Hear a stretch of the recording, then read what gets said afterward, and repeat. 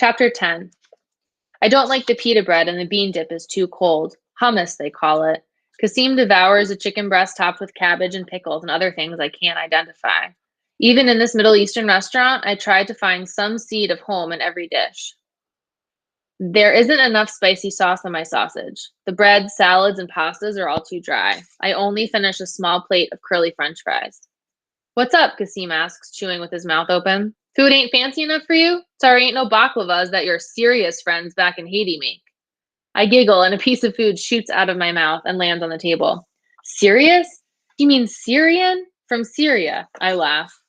He keeps chewing and looking at me. Then he asks, do people move back to Haiti when they're old, like retire with a house on the beach and shit?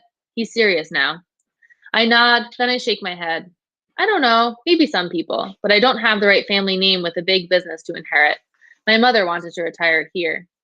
Retire here? In Detroit? Uh-huh. I take a sip of my soda, but even that's not the same. Coca-Cola or Pepsi is only refreshing at the end of a long, hot day. It makes no sense here with all this cold. That's crazy. People go to Florida or Georgia to finish out their last days. My pops, he's not old or anything, but he went back to Memphis. That's in Tennessee. You ever heard of Memphis? I was supposed to go back and live with him there, but Detroit is home. Know what I mean? I nod. I don't really hear his words. His lips are nice and oily from his food, and he licks them often. He has good table manners. He uses a knife and fork the way my teachers taught us at school. His fingernails are short and clean, and in between his fingers are not cracked and ashy. I've learned to notice these things about boys in Haiti. It tells me whether or not they live a hard life. If they use their hands to clean car windows for pocket change on the streets, or to turn the pages of books in expensive schools. But here I can't tell. He says he works at a cafe. He doesn't have the hands of someone who serves coffee all day. So I ask, do you read books? He laughs. You're asking me if I'm literate? Didn't you just see me read the shit off the menu? You did hear me pronounce fucking chicken shawarma correctly, right? I sit back and wipe the smile off my face. He just stares. I stare back. He laughs again. I'm sorry, Fab. I just don't like when girls do that. Either they think I'm swimming in cash money or they think I'm dumb as fuck. First you think I'm broke, and then you're asking me if I can read? I open my mouth to say something, but my mind has not formed the words yet. When the waitress passes, Kaseem asks for the check. He's a little bit different now. I've offended him. I smile on the inside because I want to hold on to this bit of discomfort between us for a while. This is how I will get to know him, get to know what makes him angry or sad. He quickly takes the check and pays for everything with cash. He doesn't look at me even as we leave the restaurant and get into the car. Before he starts it, I put my hand on his hand. I'm sorry, but that's not what I meant, I say. I mean, do you like to read? Do you like school? Do you like studying? I don't look at him, but I can tell from the corner of my eye that he doesn't like my question or he doesn't know how to answer. He twists his mouth every which way to try to come up with an explanation for questions that only require a yes or a no. Finally, he says, I ain't never had a girl ask me that before. I mean, that's not some shit you ask at N from around here. I wait for him to explain further. Then I ask, why not? You think when Donna met Dre, she asked him if he likes studying? Dre did not take me out to dinner. You did, and I am not Donna. You don't get it. You're just too different. You're not from here.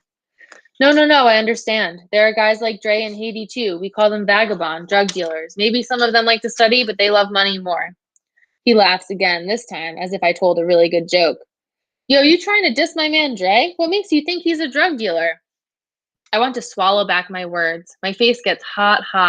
I've spoken too much. I did not say he's a drug dealer. So you think I'm a drug dealer? Are you? He laughs. So I'm broke, I can't read, and I'm a dope boy. I did not say any of those things, Kaseem. You seem like a nice person. And what about my boy Dre? You don't like him, do you? He starts the car, but he waits for it to warm up. He's mean to Donna. How can you be friends with someone who doesn't respect his girlfriend, I ask.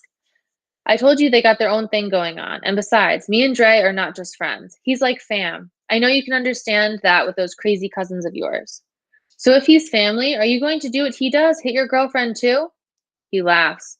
Oh, you're on a roll tonight, shorty. I'm taking tabs. He holds up his hand and counts off his fingers. Let's see. We got broke, illiterate, drug dealer, and now girlfriend beater? I laugh and look out my window, which is all fogged up. This moment feels very good, but I almost don't want it. Something is missing. Something I don't want to be completely happy. Maybe I don't want to be completely happy if everything is not right. I don't know if I can trust this boy. I take my finger and draw a line. I want to write a word or draw a picture, but a line is the only thing I come up with. Then I just wipe it all away, and I can see the moon behind a tall building in the distance. I'm nothing like Dre, Kaseem says quietly. I don't hit girls, and I would never ever disrespect you. Shit, I feel bad for even cursing around you, but that's just who I am. I want you to see the real me. I don't turn to face him. I listen. There's honesty in his words now. Yeah, I sold some weed here and there for change. I needed to hook my mother up so she could pay some bills, a new muffler for this piece of shit car over here, and maybe one day I'd want to go back to school. But I ain't no kingpin, know what I'm saying? So it's just favors here and there. Shit you do for fam. A cold chill travels up my spine. Shit you do for fam.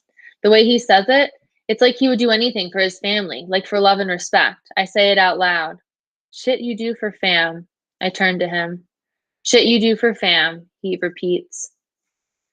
The drive back to American Street is long and quiet. The silence swells between us, and it's warm and comforting. When he pulls up to the house, he turns to me and doesn't smile. The sun has set, and I can only see his face from the light of the distant moon.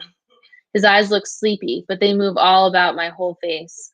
I let his eyes caress me until he reaches over to move my braid away from my cheek. He leans in. I lean in. He kisses me. He parts his lips, but I keep mine closed, and I slowly pull away. He's frozen there with his mouth slightly open until he breathes. Damn.